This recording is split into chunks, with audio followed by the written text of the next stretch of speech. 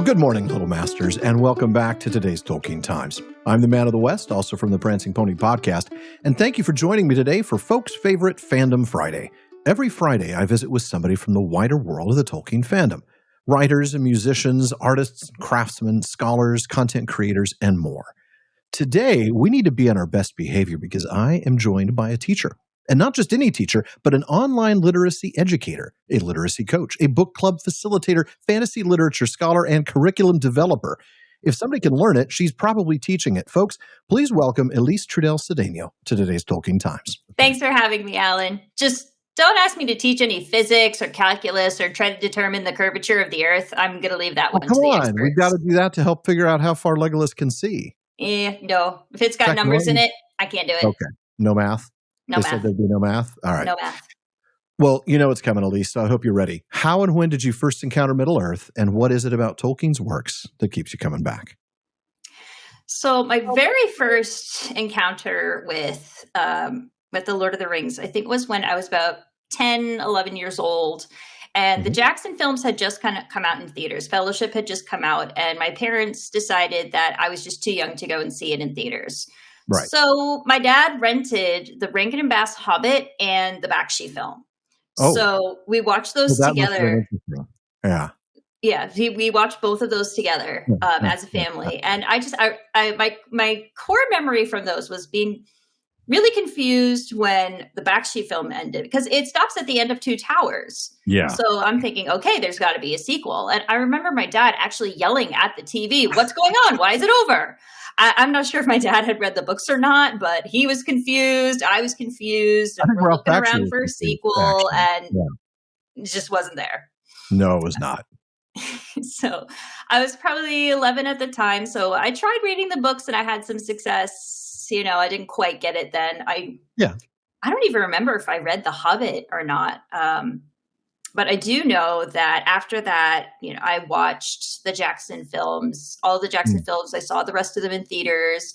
I watched them at least once a year. Mm-hmm. And now I read or listen to the audiobook of The Lord of the Rings at least once a year if I can. Okay. And quick question. Circus or English for your Lord of the Rings audiobook? Well, they both have excellent qualities, but English for the just because he feels like the original, you know, it just a little bit, yeah. Yeah. Like he feels like. I do love Circus's Hobbit though. Oh, anyway. He's a great Hobbit. Yeah. And he does do a good job. He does a phenomenal job, and I can't wait to listen to the Silmarillion. But oh God, yeah. I just remember like his Witch King, unfortunately, just made me laugh because he does this like the snorting thing as he inhales, like it just. But did it make you laugh as much as the Witch King in the Rankin and Bass Return of the King? Oh no, that definitely made me laugh harder. Absolutely. Do not speak between the nose, I just pray. It was like out of a Monty Python skit. Man, it is bad. All right. Anyway, anyway. Please continue. I'm sorry. I didn't mean to throw you off track. Not at all. I think what keeps me coming back is I always learn something new. And every time I've done a reread, it's been with some kind of new lens that I read it with. So I think in college, I read it again after having read Beowulf a couple of times for school. Reading it other times, I read it alongside with Corey Olson's podcasts, listening to your podcast. So there's more, I build more background knowledge, and sometimes I go into it with a different idea of what I'm looking for, such as the language, for example. If I'm looking at things from the language perspective or the history perspective, there's just so much there and so many different layers that it really is like reading a new book every time, even if I've read the same 100%. Story over and over again. Even doing the show, I get that. I mean, every time, every single time. Well, I want to go to the next question here. You started a project that uses fantasy literature as an educational tool, at least that's how I'm understanding it. Mm-hmm. Tell us a little bit about how Teaching with Magic began and what you're doing with it now. And of course, anything specifically related to Tolkien because, well, it's the TTT. Excellent. Well, you're in luck with this question then. Great. So Teaching with Magic started as just a fun little academic blog. I was doing. I started it when I was studying for my master's at Signum University. Mhm. And I had graduated with a master's from Teachers College of Columbia University with a degree in education. And I Okay. was going into Signum to get a degree in literature. And those are my two loves. Right. But these are two really disparate ideas that don't often come together. You have the science and sociology that comes with education and teaching. And you also have, the literature aspect where you're analyzing the text and you're looking at characters, et cetera, et cetera. Right. So I started that as a way to keep my toe in both pools, as it were. Mhm. So I wanted to explore the connections between education and teaching and fantasy. And now I've taken that blog to the air as a podcast, just as another way to share the insights that I Okay. discover in my research. It's pretty informal. And I do a lot of research as a reading specialist. That's what I do by day. I do a Right. lot of research on teaching methods and teaching children the mechanics of reading. So grammar, phonological awareness, phonemic awareness. Okay. And teaching with magic is a way to bring those ideas together.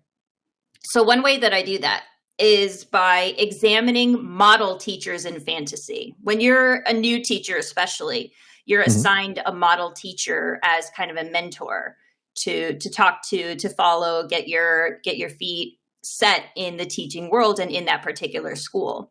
Sure. So my mentors really are the teachers in my fantasy books. Okay. I wrote a paper for a Signum class in which I analyzed, it was for a Harry Potter class. Oh, And okay. I A lot more analyzed, teachers to choose from in that particular, oh fictional yeah. one. I mean, that's how it started really, because it's pretty obvious. Like, these are teachers, they're teaching specific subjects. Okay. And Yeah, I can see how that works. exactly. And so I looked at it. I looked at active learning. There's a specific model called active learning. I can share it another time when we have more time. But it was really fascinating to see how the author shows how people teach. Mhm. And of course, there's some things that aren't perfectly shown in. It's not like I'm reading a rule book on how to be a teacher when I'm reading the Harry Potter series. I'm reading Right. it through the lens of a 13-year-old boy. Okay. So there are some differences there.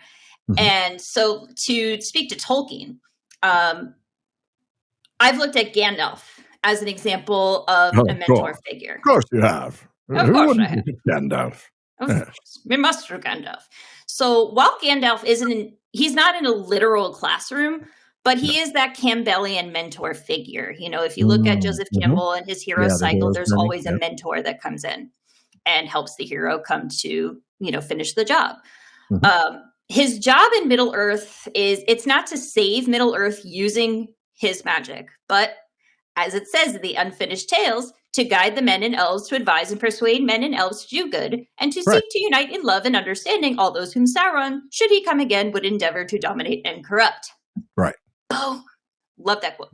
That's But a how good does one. he do that? That's what I'm looking Did you at. have that cold, or did you have that written down? I may or may not have cheated a little bit and Okay, written it that's fair. down, but it's I still a will quote allow that it. We need a judge's ruling on that. Are we gonna? It's okay. Yeah, taking little bits of cheating, but that's okay. I'm a teacher. I can You're a have my teacher. notes. There's no such thing. Yeah, exactly. I created the game. You have the Okay, answer key, for crying out loud, right? exactly. So I also use that quote a lot when talking about Gandalf or teaching my kids about Gandalf. Oof, the things I could tell. They've gotten into fights about Gandalf in my class. It's so funny. That's great. So how does Gandalf guide the men and elves to advise and persuade? Okay. What does he do? What does he say? What are the pieces that he moves into place in order to make that happen? Mhm. How does he guide Bilbo or Frodo or even Pippin to understand their roles in the War of the Ring? Yeah. And the big question that I try to answer in any of these analyses is, what can we teachers here in the primary world learn from these models in fantasy? Okay. Interesting. So we're using fictional teachers to help guide real world teachers in in figuring out how they're going to get their point across, how they're going to actually get the instruction through. Exactly. One of the things I've noticed is that you mentioned the blog and you mentioned the podcast. One of the other places that I've seen you talk about teaching with magic is on TikTok. Now, what do you find are the unique strengths of this platform for you? I know I've had Don Marshall on here before, and I've worked with New Beta and a few others. So tell me a little bit about how you use that platform. Sure. Well, TikTok's been a great way for me to engage with the community, to see what people want. What is it that people engage with when it comes, especially with the Tolkien community. Right. I've primarily been using TikTok as a method for feedback. So I'll share some of my ideas or thoughts on what I want to write about or what I want to record next, especially on Tolkien-based projects. I recently asked for some feedback and for some contributions on my Gandalf episode. I just released an episode analyzing Gandalf, so that's on the podcast right now. And some of the quotes that I used were based on the feedback that other people said to me. I have my own ideas of how I see things in the story or on parts of the story that I can use as evidence to support my thinking. But then when I ask others for feedback, I get ideas from TikTok or from other people to open up a new avenue to explore. Oh, okay. So it's more interactive than, say, a blog or a podcast in that sense. Yeah, it's more interactive. And, sometimes I'll get ideas like that on Twitter, but it feels a lot more personal on TikTok because they're recording a video saying, hey, here's what I see, here's what I think. And TikTok's likely to still be around in 6 months. Yeah, I mean, pressing. Who knows about Twitter, man? Who knows? The dumpster fire there. All right. Exactly. So other times you or other friends on TikTok will post an insight that I've never considered before, and I'm excited to learn something new because that's the beauty of Tolkien, isn't it? Yeah, it is. So layered, so complex. No matter how many times you read these stories, you're going to learn something new. So TikTok's been a great collaborative tool, a great way for me to engage, ask questions, and find other teachers who would be willing to share how they engage with their students. That's good. Well, I'm glad to hear that. Well, how can people find you and your work? So you can find me on teachingwithmagic.blog. That is the website. And that's where I have all my posts for the past few years. I am streaming my podcast through Spotify, but you can download it to your favorite podcast app. So you can use it on Apple. You can look at it on Apple Podcasts. You can look at others. That's just called Teaching with Magic, right? Teaching with Magic. That's right. Okay, good. I'm on Instagram and Twitter. The usernames, unfortunately, some of them I had to either add a dash or a number on there. So I'll share those with you for the show notes rather than reading them off verbatim. Sounds good. Fair enough. Well, folks, that is it for today's Fandom Friday, but come back next week to meet another of your fellow Tolkien fans and maybe even learn what niches of the community you might be interested in exploring or teaching. And if you're interested in joining me here on today's Tolkien Times for a future Fandom Friday, let me know by emailing barnaman@theprancingponypodcast.com.